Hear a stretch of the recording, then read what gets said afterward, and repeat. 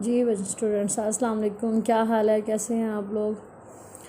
अच्छा जी स्टूडेंट्स, जो लोग सेकंड ईयर फ़िज़िक्स की क्लास अटेंड कर रहे हैं, आप लोग जानते हैं हमने फ़िज़िक्स सेकंड ईयर का 12th चैप्टर स्टार्ट किया था। ठीक है, तो वो हमारा थियोरेटिकल कंप्लीट हो गया है। पार्ट थियोरेटिकल पार्ट मीन ये आपको मैंने सारे टॉपिक्स इसके इलेक्ट्रोस्टैटिक्स के सारे टॉपिक्स ये आपका क्वेश्चन नंबर 1 से स्टार्ट किया था, कॉलम्स लॉ, और ये डेफिनेशंस इसके साथ साथ जो भी हैं वो सारी आपको कवर करवाई हैं। इसकी मैथमेटिकल डायग्राम हर चीज़ आपको मैंने अच्छे तरीके से बताई है। ठीक है बच्चे, आप लोगों ने जिन्होंने प्रीवियस लेक्चर नहीं कंप्लीट किया वो काइंडली अपना प्रीवियस लेक्चर भी कंप्लीट करें ताकि आपका ये चैप्टर अच्छे से कंप्लीट हो सके। तो ये आपका चैप्टर मैंने कॉलम्स लॉ का टॉपिक मैंने आपको करवाया। ठीक है, ये आपके क्वेश्चन नंबर 1, 2, 3, 4, ठीक है, 5, 6 क्वेश्चन,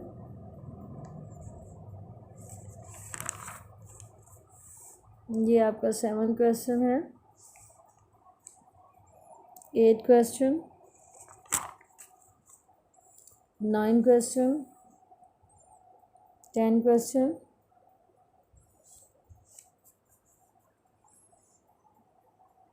ठीक है। ये आपके क्वेश्चंस चलते जा रहे हैं बच्चे, ये आपने अच्छे से कंप्लीट करने हैं। हमने ये गाज ला किया, इसकी एप्लीकेशंस, ये एप्लीकेशंस इसकी चल रही हैं।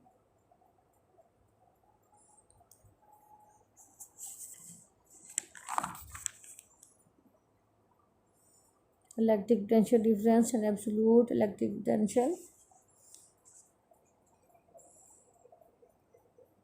Electric field as potential gradient, 16 question, 17 question show that volt per metre is equal to newton per coulomb. ये शॉर्ट क्वेश्चन टाइप है, इम्पोर्टेंट है आपका।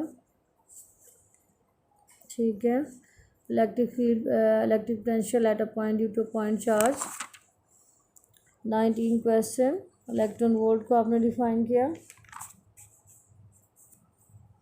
20 चैप्टर में हमने डिफरेंस किया, इलेक्ट्रिक फोर्स और ग्रेविटेशन फोर्स के दरमियान क्या डिफरेंस है। मिलिकियन मेथड का टॉपिक हमने कंप्लीट किया।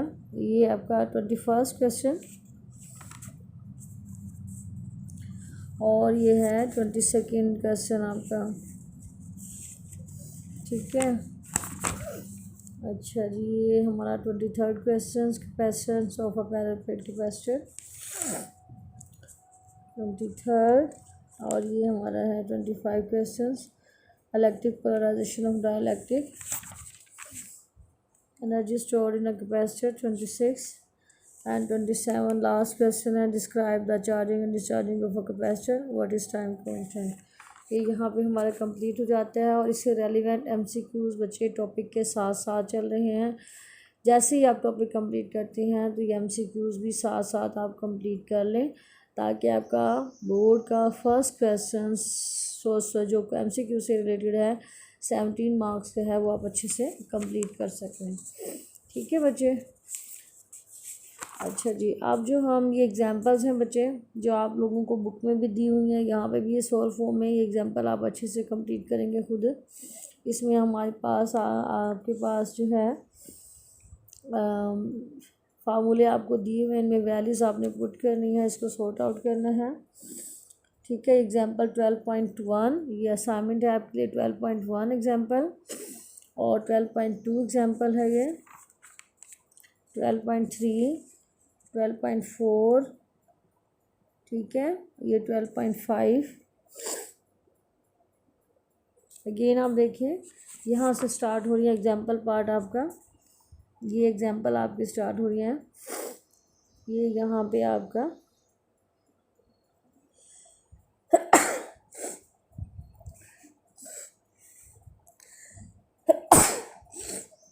एग्जांपल आपकी सेकंड है।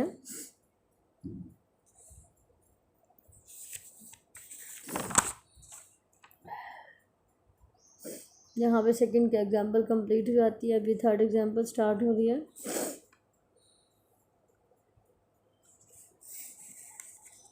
ये फोर्थ एग्जांपल, मोस्ट इम्पोर्टेंट। ये 5th एग्जाम्पल है और ये 6th एग्जाम्पल है। शॉर्ट टाइप इस तरह के क्वेश्चंस आपके अक्सर पेपर्स में आ जाते हैं। ये एग्जांपल्स बच्चे आपने अच्छे तरीके से सॉर्ट आउट करनी है ताकि जब मैं आपको प्रॉब्लम्स करवाऊँ तो आप वो अंडरस्टैंड कर सकें। ठीक है बच्चे, अब जो हम स्टार्ट करने जा रहे हैं short questions of the exercise. जो हमने अभी एक्सरसाइज 12 चैप्टर कंप्लीट किया है, इससे रेलिवेंट शॉर्ट क्वेश्चंस हैं। इसमें साथ साथ आपको बताया है कि शॉर्ट क्वेश्चन कितना इंपॉर्टेंट है। तो क्वेश्चन आप देखें। हाँ जी, हमारा क्वेश्चन क्या है? 12.1 क्वेश्चन गौर से देखें। The potential is constant through a given region of space. Is the electric field zero or non-zero in this region? Explain. The electric field will be zero in this region. इसमें zero होगी क्योंकि इसकी reason ये है कि we know that E is equal to minus del V by del R। और आपको मैंने थ्योरी में बताया था कि negative sign shows that direction of E is along decreasing potential. ठीक है, ये शो करता है कि E की वैल्यू डिक्रीज़ हो रही है। अब यहाँ पे नेक्स्ट देखें। हाँ जी, इन द प्रेजेंट केस में V कांस्टेंट है तो del V is equal to zero. Put the value of del V zero in this equation. यहाँ पे हमने डेल V की वैल्यू ज़ीरो पुट की तो E is equal to zero by del R। Minus sign साथ है so E is equal to zero. तो यहाँ पे देखिए electric field will be zero in this reason. तो आपके पास E की वैल्यू ज़ीरो आ जाती है। आपने मैथमेटिकली प्रूव करना है कि E किस तरह से ज़ीरो होगा।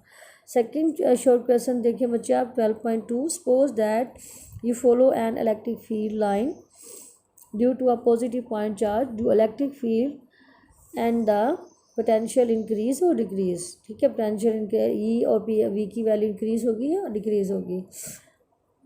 Answer of this question is that both electric field and potential will decrease. अब आपने प्रूव करना है कि कैसे डिक्रीज होगा। यहाँ पे देखिए आपके पास इक्वेशन 1 है, E इज इक्वल टू के क्यू और आर स्क्वायर। ये मैंने आपको बताई है इसकी वैल्यूज़। और V इज इक्वल टू के क्यू और आर। यहाँ दोनों इक्वेशन में देखें कि E इन्वर्सली प्रोपोर्शनल है 1 ओवर आर स्क्वायर के। ठीक है, और यहाँ पे भी देखें V इन्वर्सली प्रोपोर्शनल है 1 ओवर आर के। यहाँ पे अगर आर की वैल्यू इंक्रीज़ करती है तो E की वैल्यू डिक्रीज़ होगी, और अगर इधर आर की वैल्यू इंक्रीज़ करती है तो V की वैल्यू डिक्रीज़ होगी। तो दोनों कंडीशंस में आप देखें कि hence when we move away from the charge q, अगर हम चार्ज क्यू से दूर जाते हैं, व्हेन आर इंक्रीज, दोनों केसेस में आर की वैल्यू अगर इंक्रीज़ कर जाती है, both E and V decrease. दोनों कंडीशंस में E और V की वैल्यू डिक्रीज़ हो जाएगी अगर आर की वैल्यू इंक्रीज़ होगी, क्योंकि both of these are inversely proportional to r के इन्वर्सली प्रोपोर्शनल है। मीन अगर आर की वैल्यू इंक्रीज़ होगी तो E की वैल्यू डिक्रीज़ हो जाएगी, आर की वैल्यू इंक्रीज़ होगी तो V की वैल्यू डिक्रीज़ हो जाएगी। ठीक है, अच्छा जी, नेक्स्ट हमारे पास शॉर्ट क्वेश्चन है 12.3। How can you identify that which plate of a capacitor is positively charge. इसको भी आप प्रूव कर सकते हैं। डायग्राम गौर से देखिए। इसमें इंसुलेटर है, वैक्यूम है, मेटल कैप है, मेटल स्टैम्प। ठीक है, और ये गोल्ड लीफ है। ये देखिए, ये डाइवर्जेंस ऑफ गोल्ड फॉइल को शो करेगी, गोल्ड लीफ को।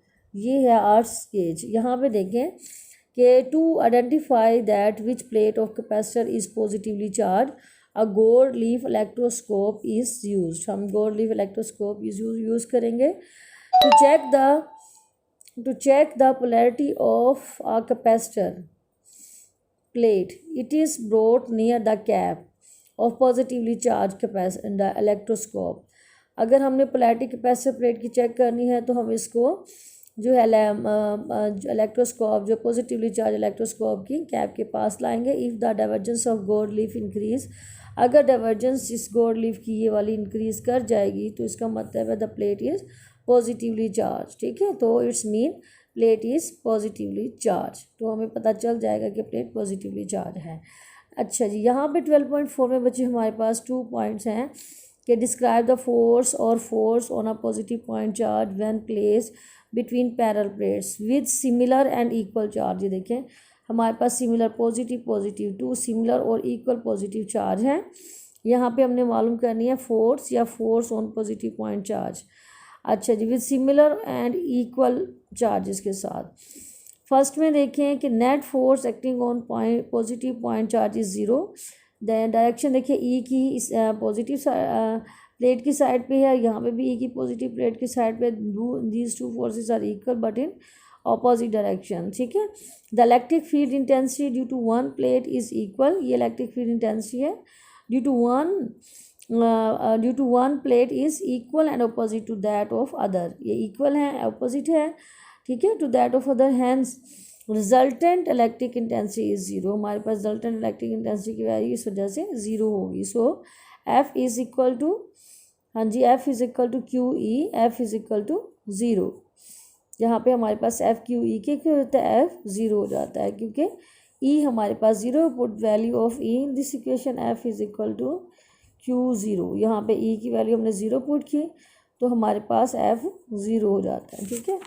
अच्छा जी, नेक्स्ट देखें, net force acting on positive point charge will be maximum, ये देखिए पॉजिटिव और नेगेटिव टू प्लेट्स हमारे पास, ई की डायरेक्शन यहाँ पे ये पॉजिटिव की जैसे ये नेगेटिव की, दोनों के सेम डायरेक्शन है तो ये मैक्सिमम हो जाएगा, ठीक है। Its direction is from positive plate to negative plate, इसकी डायरेक्शन पॉजिटिव से नेगेटिव प्लेट की तरफ हो जाती है, यहाँ पे ये देखिए positive to toward negative plates, ठीक है।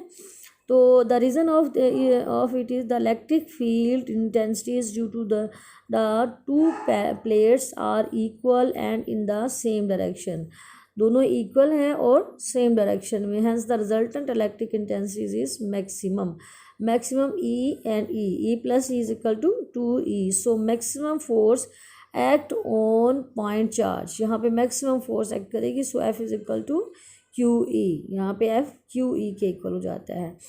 अच्छा जी, नेक्स्ट हमारा जो है फिफ्थ शॉर्ट क्वेश्चन जो है 12.5, electric line of force never cross why, बहुत इंपॉर्टेंट, बहुत ही ज़्यादा मतलब पूछे जाने वाला क्वेश्चन है कि इलेक्ट्रिक लाइन ऑफ फोर्स एक दूसरे को क्रॉस क्यों नहीं करती, क्या वजह है इसकी। तो इसकी रीज़न ये है कि this is because electric field has only one direction at any given point, ये देखें कोई भी पॉइंट है तो इलेक्ट्रिक फील्ड की एक ही डायरेक्शन है किसी भी पॉइंट पे, इफ़ द लाइन्स क्रॉस, अगर ये लाइन्स एक दूसरे को क्रॉस करेंगी, then at the point of intersection, point of intersection पे देखें will have more than one direction, ठीक है। तो यहाँ पे पॉइंट ऑफ इंटरसेक्शन के एक से ज़्यादा डायरेक्शन की, which is physically not possible, जो कि फिजिकली पॉसिबल नहीं है, क्योंकि this is because electric field has only one direction at any given point, if the line cross, अगर ये लाइन एक दूसरे क्रॉस करेंगे, then at the point of intersection E will have more than one direction which is physically not possible, ठीक है, जो कि physically possible नहीं है। अच्छा जी, 12.6 है ये हमारा ना, 12.6 पॉइंट जो अगर हम वो देखें, if a point charge Q of mass m is released in a non uniform electric field with field lines pointing in the same direction, will it make a rectilinear motion? Yes, it will make a rectilinear motion. Reason, if a point charge is placed in a non-uniform electric field, it move along the field line. अगर point charge हम non uniform electric field में रखेंगे, it move along the field line. As in the present case में अगर आप देखें, the field lines are point in the same direction. ये देखिए same direction में रेडियली आउटवर्ड, बाहर की तरफ इनकी डायरेक्शन है सारी फील्ड लाइंस की, therefore it make a rectilinear motion, ठीक है, इसलिए रेक्टिलिनियर मोशन बनाएगी। अच्छा जी, नेक्स्ट देखिए 12.7 पे, is E necessarily zero inside a charge rubber balloon, if balloon is spherical assume that charge is distributed uniformly over the surface. यहाँ पे हमारे पास डायग्राम में देखिए ये गाजन सरफेस है, इसका रेडियस r प्राइम है, ये हमारे पास ई हमने यहाँ पे ई की वैल्यू देखने की, yes E is necessarily zero inside a charge rubber balloon.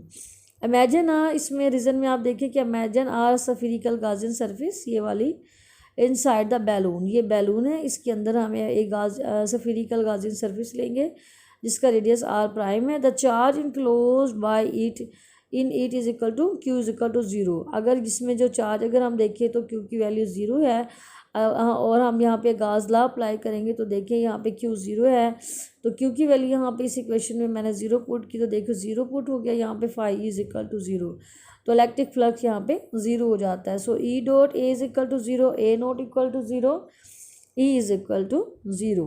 यहाँ पे ए तो ज़ीरो नहीं हो सकता, सो ई की वैल्यू यहाँ पे ज़ीरो हो जाएगी। ठीक है, अच्छा जी, नेक्स्ट है हमारे पास question 12.8। Is it true that Gauss law state that the total number of line of force crossing any cross surface in the outward direction is proportional to the net positive charge enclosed within surface?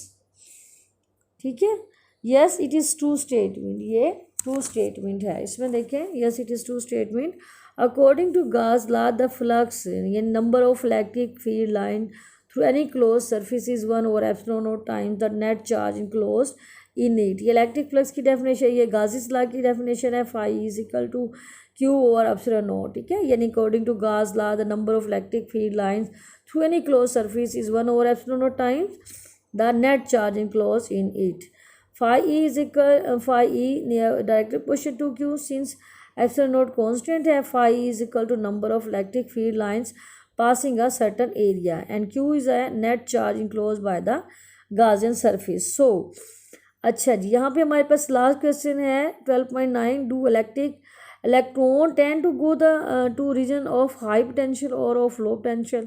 ये भी बहुत important short question है आपका कि electron tend to go the region of high potential. Electron पे negative charge होता है तो ये हाई पोटेंशियल की तरफ जाएगा, positive as the electron are negatively charge particle, so when they are released in an electric field they will move from negative and low potential to a positive and high potential की तरफ जाएगा। Electron का आपको पता है negative charge होता है, ठीक है, तो when they are release in an electric field, जब इलेक्ट्रिक फील्ड में रिलीज होंगे, they will move from negative end to positive end, negative से पॉजिटिव एंड की तरफ जाएंगे या low potential to high potential की तरफ जाएंगे। बच्चे यहाँ पे हमारे शॉर्ट क्वेश्चंस कंप्लीट हो जाते हैं, जो कि 12 चैप्टर के 9 शॉर्ट क्वेश्चंस थे जो हमने कर लिए हैं, और एग्जांपल्स मैंने आपको इसकी दी हैं। ये आपके असाइनमेंट है, इनको आपने अच्छे तरीके से प्रैक्टिस करनी है ताकि ये जो नेक्स्ट हमारे एक्सरसाइज के प्रॉब्लम है इनको हम अच्छे से कर सकें। ठीक है, अगर आपने थ्योरी अच्छे से की होगी तो आपको फार्मूले भी आते होंगे, और अगर आपने एग्जाम्पल भी आप कंप्लीट कर लेंगे तो आप एक्सरसाइज प्रॉब्लम को अच्छे तरीके से अंडरस्टैंड कर सकेंगे। उम्मीद है आप लोग अपने प्रीवियस लेक्चर कंप्लीट कर लेंगे ताकि आप अपना ये चैप्टर अच्छे से कंप्लीट कर सकें। और इसके अलावा बच्चे आपको अगर अपने टॉपिक से रिलेटेड कोई प्रॉब्लम हो तो आप मुझसे डिस्कस कर सकते हैं। थैंक्स।